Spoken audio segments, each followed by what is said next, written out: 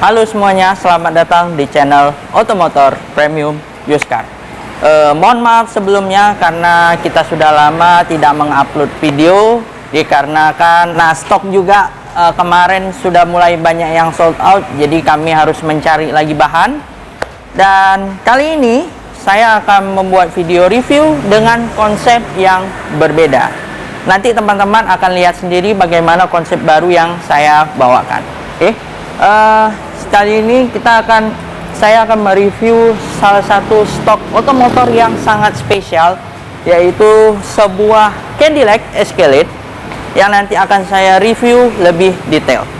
Untuk teman-teman yang ingin tahu lebih detail, stay tune terus di video ini.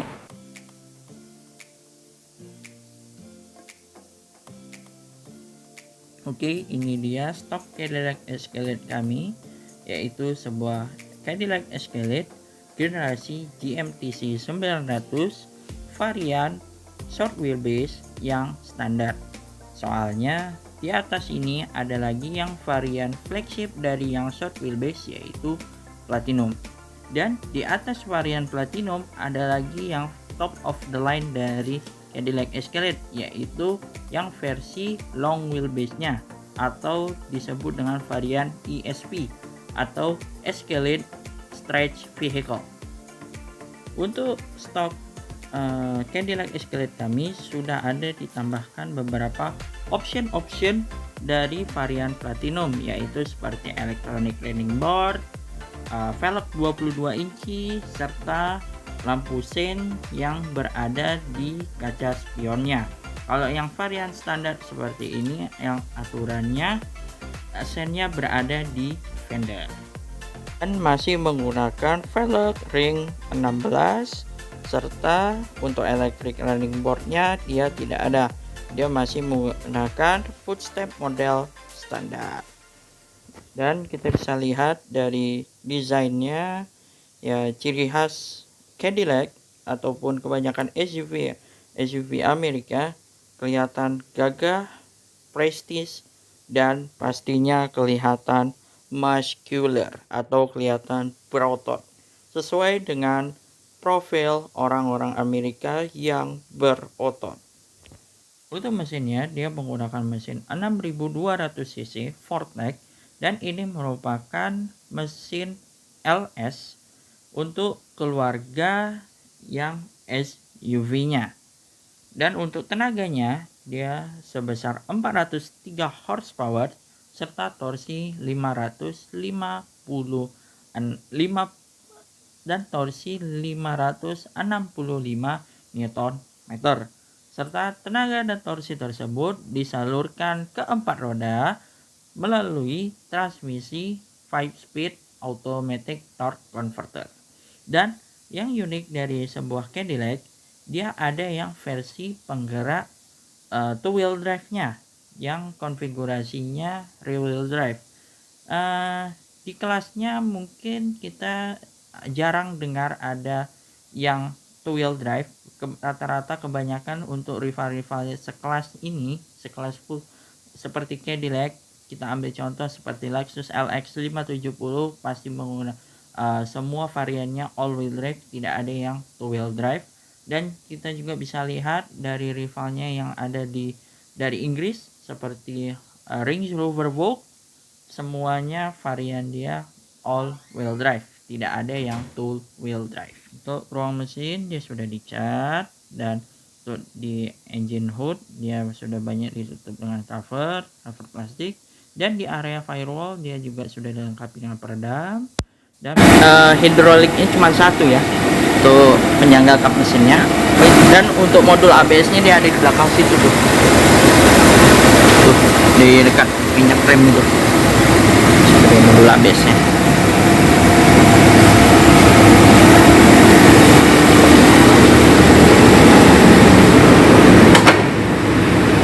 Untuk grillnya seperti saya bilang lagi ya, ini bahasa desain signature Cadillac. Semua line up Cadillac pasti grillnya desainnya seperti ini yang pada zaman ini ya.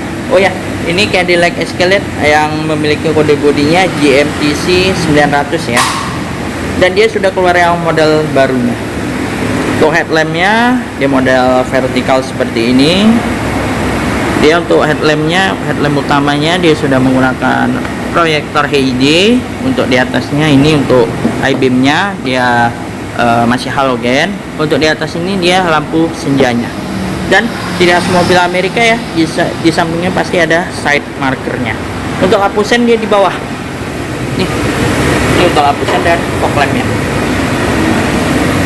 Dan Cadillac Escalade ini memiliki beberapa keunikan ya, karena sejatinya Cadillac Escalade dan mobil-mobil GM Group seperti Chevrolet Suburban ataupun GMC Yukon itu tidak pernah dibuatkan versi setir kanan. Mereka semua layout setirnya menggunakan setir kiri semua. Ada beberapa keunikannya, seperti contohnya wiper. Ini yang aturannya kalau di negara setir kanan dari kanan ke kiri, kalau ini dari kiri ke kanan. Ini sih saya kurang tahu ini bisa diubah atau enggak posisinya. Dan posisi tuas untuk membuka kap mesin dia berada di sebelah kiri. Ya, kebanyakan mobil-mobil yang enggak ada versi setir yang kemudian dikonvertkan supaya bisa masuk ke negara-negara yang setir kanan. Nih, untuk dari samping kita bisa lihat dia gede ya karena full size SUV. Di samping dia ada emblem Escalade dan GM Group emblemnya, dan di bawahnya dia ada sideboard molding. Oh ya, dia memiliki electric running board, atau kalau bahasa gampangnya footstep elektrik. Untuk tombolnya dia ada di sini untuk mengaktifasinya. Sorry, ini dia. Jadi kalau kita tutup,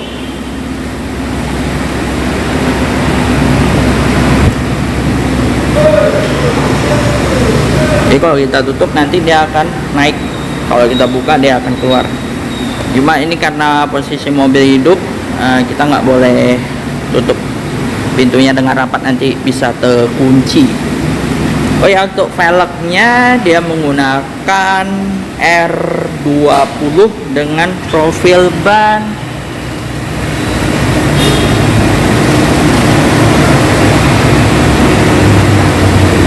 profil ban 235/45 R22. Oh, ring 22 ya. Aslinya sih standarnya kalau nggak salah saya 16-17, ini kalau nggak salah optional. Dan ini electric running board juga optional. Aslinya sih kalau yang standar cuma ada di varian yang platinum sama yang ESP, atau yang varian yang long wheelbase nya ya. Tuh, rem belakang dia sudah cakram. Dan ciri khas mobil Amerika ya, orang Amerika demen banget sama yang namanya chrome.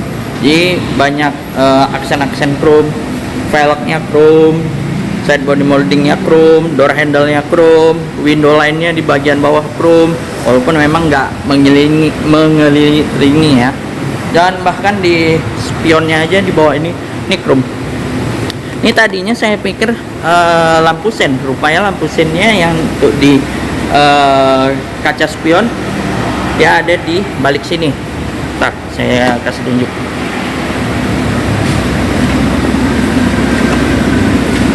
Ini dia untuk lampu sennya yang di spion. Ini opsional juga sih sebenarnya. Standarnya kalau yang untuk tahun 2011 ini dia sennya di fender, tapi ini owner sebelumnya memesan opsional yang dimiliki di varian platinumnya.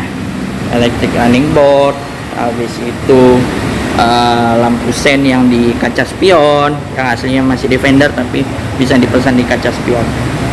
Dan power window dia sudah all auto, tapi yang uniknya dia autonya cuma auto down, tidak ada auto up nya. Ya layaknya kebanyakan mobil Amerika sih, mereka cuma ada ya pasti auto down.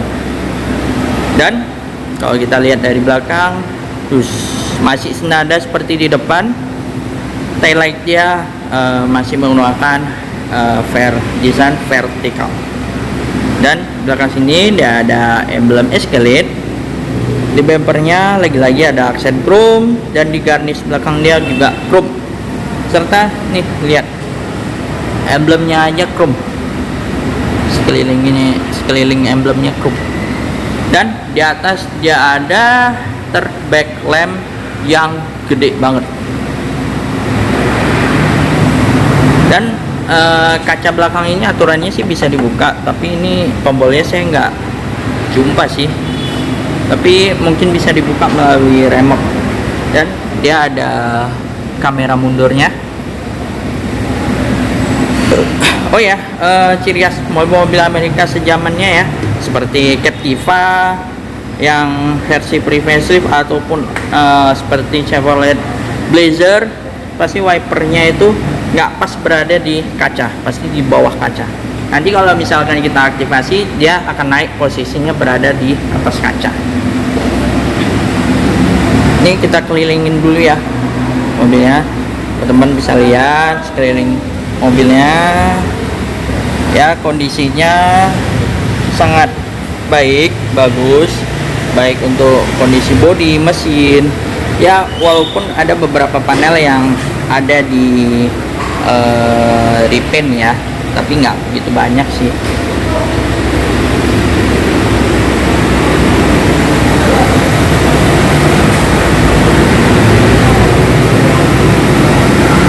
Oke, kita masuk ke interior. Oke, beginilah interior dari Cadillac Escalade 2011 generasi GMTC 900 ya. Ini pilihan interiornya black on black ya, maksud saya black on black, luarnya eksteriornya warna hitam, interiornya juga warna hitam. Kita bisa lihat mungkin untuk desain untuk dashboardnya sih biasa aja sih, kebanyakan layaknya SUV pada umumnya ya, gak ada yang begitu spesial sih. Oke, untuk pemilihan build quality kita bisa mulai dulu dari door trim.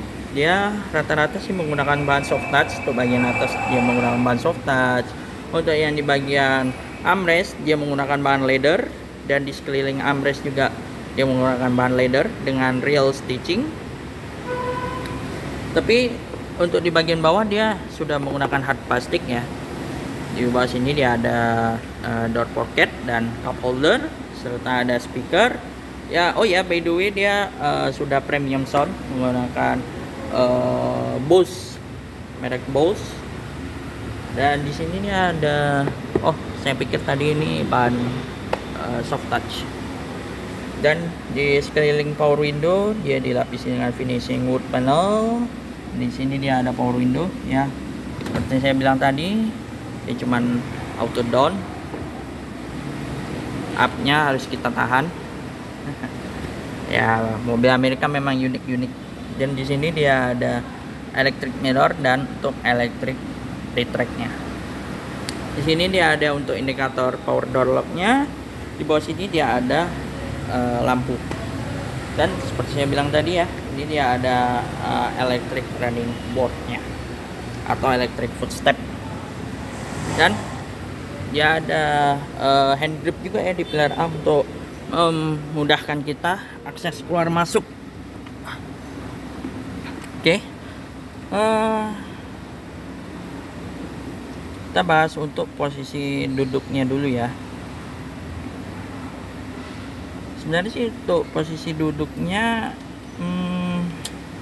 kalau untuk mobil-mobil Amerika sih kurang begitu ergonomis ya. Memang mobil Amerika nggak terkenal dengan posisi berkendara ergonomisnya. Untuk pengaturan kursi dia full elektrik, dia lengkap, ada head adjusternya, ada naik turunnya, ada lumbar supportnya. Tapi untuk pengaturan setirnya sayangnya dia hanya ya aturannya sih kalau yang standar dia manual, tapi ini udah owner sebelumnya udah tambah option elektrik, tapi sayangnya cuma ada electric tail, teleskopiknya nggak bisa, nggak ada teleskopik. Ini yang aneh, aslinya dia manual tapi ini udah ditambahin option elektrik. Untuk instrumen clusternya ya biasa aja sih, karena kelayakan seperti mobil tahun 2011 pada umumnya lah. Dia belum banyak digitalnya, dia ada MID tapi belum informasinya belum begitu intuitif. Ya informasi pada umumnya lah ya. Ini ada informasi baterai, ada display, kemudian informasi baterai lagi, dan ini ada informasi oil pressure. Oke. Dan ini ada untuk odometernya. Odometernya 38.000. Ada trip infonya, ada fuel range-nya 59 kilo lagi, ada average ekonominya ya 99 per 100 km. Ya, Anda bisa konvertkan sendiri berapa rata-rata konsumsi BBM-nya untuk di dalam kota. Bagi Anda yang mengharapkan sebuah Cadillac Escalade dengan mesin V8 6200 cc, mengharapkan efisiensi bahan bakar, saya harapkan coba Anda pikirkan lagi 2 kali. Oh ya, untuk pengaturan dari si MID-nya tadi dari sebelah kiri ya. Ya, karena aslinya Cadillac itu negara mobilnya aslinya dari negara setir kiri, tidak pernah dibuatkan dari untuk negara setir kanan. Jadi ada beberapa pengaturan, ada beberapa tombol-tombol itu yang nggak bisa diubah ke kanan gitu supaya bisa lebih ergonomis. Baik lagi untuk instrumen clusternya, tadi di tengah sini dia ada untuk menu MID, dan di atasnya dia ada indikator dari Forsnelling, dan di sini dia ada indikator untuk suhu mesin dan average. Dan seperti biasa ya, standar dia di kiri dia ada tachometer dan ada speedometer yang sampai 220. Dan untuk tuas transmisinya ciri khas mobil Amerika, dia pasti ada di steering column. Seperti saya bilang tadi, dia ada gearboxnya cuman kalau nggak salah 5 speed. Dan ini untuk mode Tiptronicnya, agak unik sih di mode Tiptronicnya di di tuas shifternya. Untuk mesin untuk desain dari setirnya dia mirip-mirip dari Chevrolet Captiva ya karena juga satu grup, jadi desainnya mirip-mirip, cuma bedanya dimensi dia lebih gede dari Captiva dan dia dipenuhi dengan tombol-tombol. Di sini dia ada audio steering switch, dan di sini ada untuk tombol cruise control, dan dia ada heater steering wheelnya.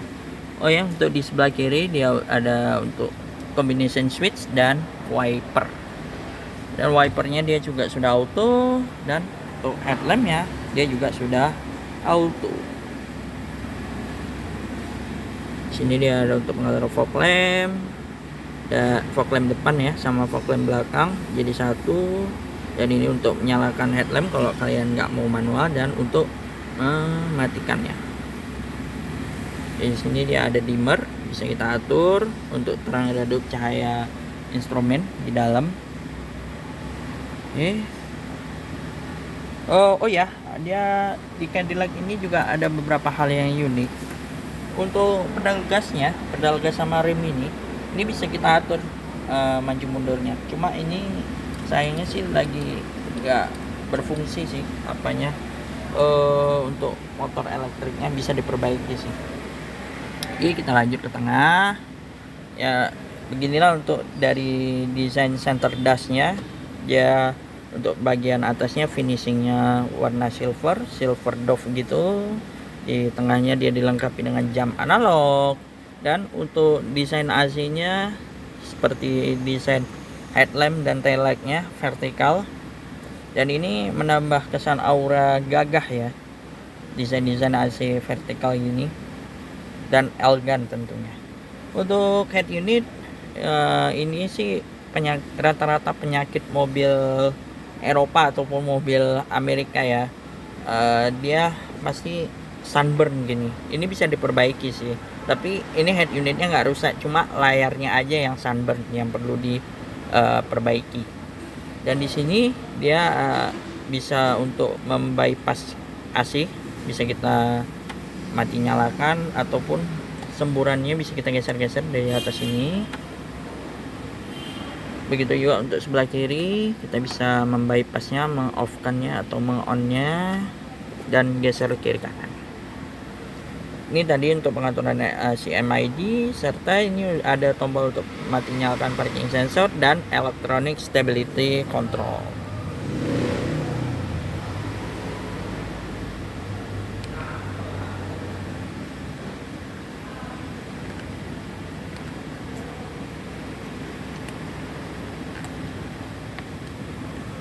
Lanjut ke bagian bawah.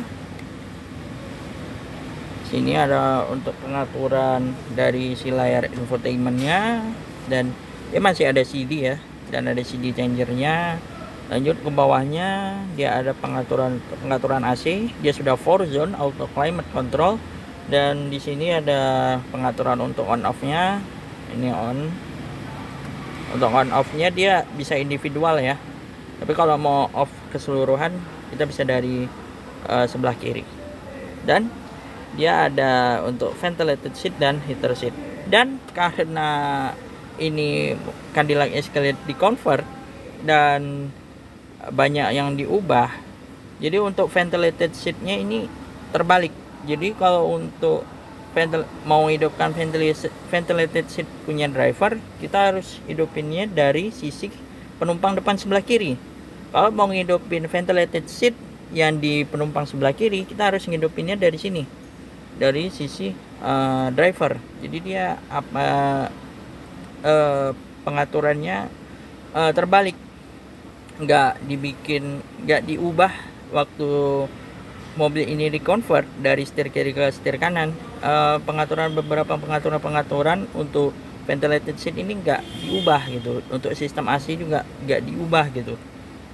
Yang aturannya untuk on off nya dari sisi driver, jadi untuk on off seluruh AC dari sisi kiri gitu. Ya layoutnya mirip-mirip seperti di negara asalnya lah, walaupun memang posisi setirnya udah diubah ke sebelah kanan. Itu di bawah ini untuk pengaturan tadi maju mundur pedal, dan di sini dia ada untuk rear defogger, dan ini untuk memati nyalakan si electric running boardnya. Dan di bawah sini dia ada tempat penyimpanan,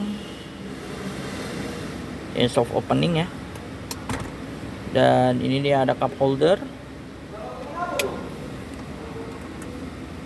Dan di sini dia ada armrest yang gede banget, sampai gedenya mungkin ini bisa sampai 3 tangan kalau untuk ukuran orang Asia. Dan dia ada laci penyimpanan di bawahnya yang dilapisi bahan sejenis bludru. Ya, mobil premium wajar ya. Dan untuk joknya dia sudah menggunakan kulit perforated. Tuh untuk layout door trimnya dia sama, dan pengaturan seat beltnya lengkap dengan head adjuster ya. Ini saking lebarnya tangan saya nggak sampai di atas itu. Dia nggak ada hand grip untuk row pertama sama row ketiga, dia nggak ada hand grip. Hand grip baru ada di row kedua, cuman ada speaker tuh di atas tuh. Dan di atas ini dia ada sunroof yang pengaturannya dari sini nih. Ini untuk mode detail.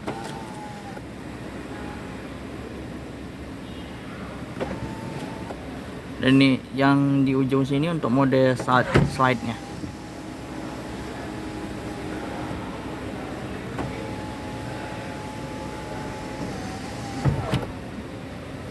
Dan di sini ini untuk membuka si power back door nya, tombol kita bisa buka dari sini. Dan ini untuk pelipatan jok row kedua untuk akses ke row ketiga. Jadi mengingatkan saya akan Nissan Terra. Oke, teman-teman bisa lihat.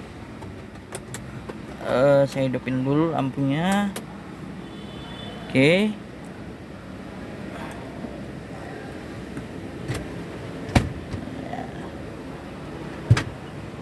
Ya, mekanismenya elektrik untuk pembukanya, untuk nutupnya nanti kita manual.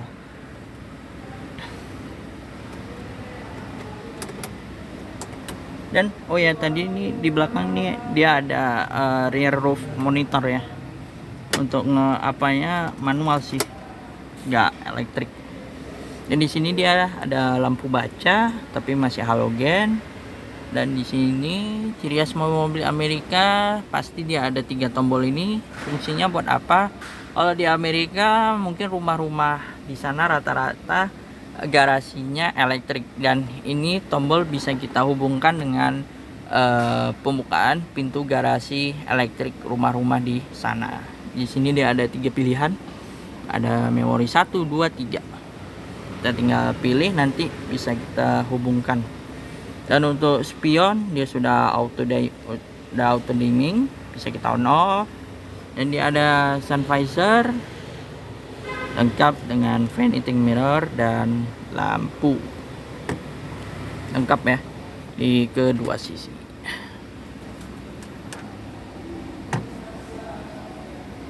Oke, kita lanjut ke row kedua. Oke, beginilah untuk layout dari row keduanya. Kita bisa lihat dia senada seperti di depan. Untuk di door trim, untuk bahan-bahan build quality dia menggunakan bahan soft touch. Di bagian sini dia menggunakan bahan kulit, dan di bawah di bagian armrest dia menggunakan kulit dengan rail stitching. Dan di bawah dia udah nggak ada door pocket lagi, serta dia ada speaker. Untuk di bagian sini dia ada power window yang disekelilingi dengan di finishing wood panel. Dan untuk door handle dia menggunakan finishing chrome. Dan di sini sebenarnya sih nggak bisa dibuat jadi tempat penyimpanan ya. Oke, kita naik ke row kedua.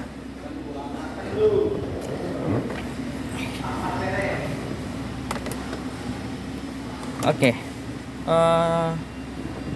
untuk di row kedua, untuk dari segi legroom dia sebenarnya sih nggak begitu lega ya.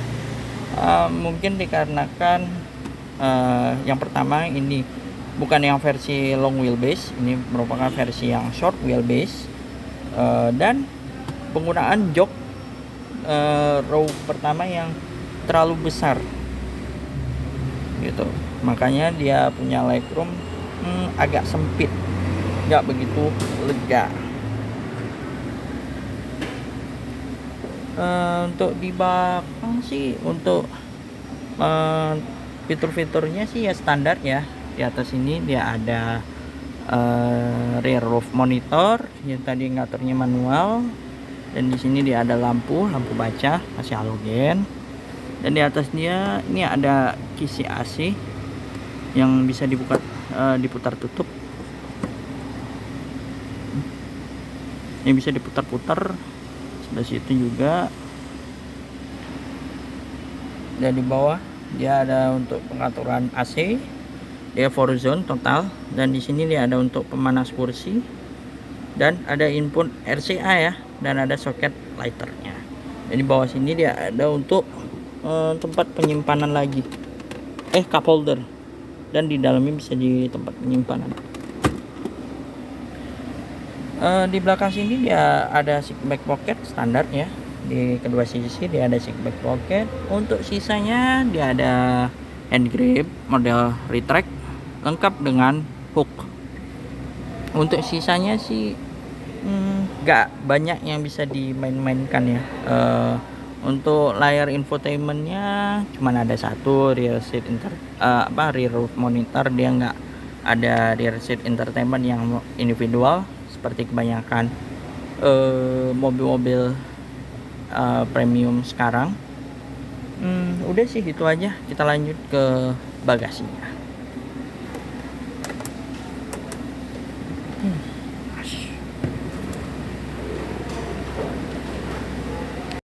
Lanjut untuk pembukaan pintu bagasi, dia dari sini ya, dari bawah sini.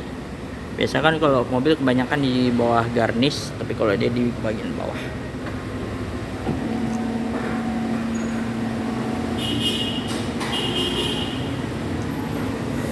Untuk bagasinya ketika jok row ketiga semua ditegakin kurang lumayan lah, bisa ngangkut koper yang ukuran kecil, mungkin koper medium bisa tapi ditegakin. Dan kalau jok row ketiganya dilipat, mungkin dia bisa menghasilkan bagasi yang luas.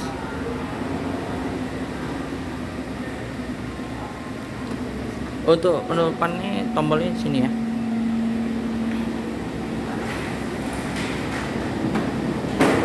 Terima kasih banyak Anda telah menonton video review Cadillac Escalade kami. Bagi Anda yang meminati Cadillac Escalade ini, silakan kunjungin showroom kami yang beralamat di Jalan Nembung Raya nomor 16 sampai dengan 22 di samping klinik Anugrah. Bagi Anda yang niat dan memang suka, langsung saja bernegosiasi di showroom kami.